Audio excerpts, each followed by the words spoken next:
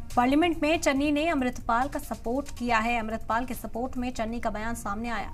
Khalistani leader को चन्नी का support, Amritpal पर एनएसए लगाया गया।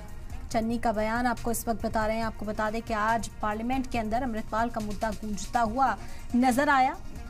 चरणजीत सिंह चन्नी ने पार्लियामेंट में अमृतपाल की हिमायत में बयान दिया है। उन्होंने इस मुद्दे पर चर्चा की मांग की। उन्होंने इल्जाम लगाया कि अमृतपाल पर एनएसए लगाया गया है। तो अमृतपाल को लेकर चन्नी का ये बयान पार्लियामेंट में देखने को मिला। पार्लियामेंट में चन्नी ने अमृतपाल के सपोर्ट में ये बयान दिया।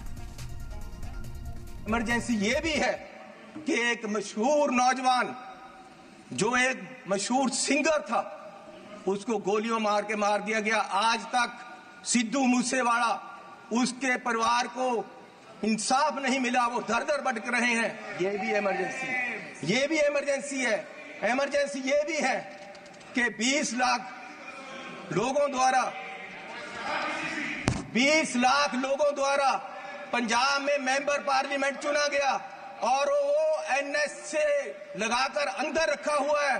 फ्रीडम ऑफ स्पीच, उसकी कंस्टिट्यूएंसी के लोगों की बात यहां नहीं रख पा रहे।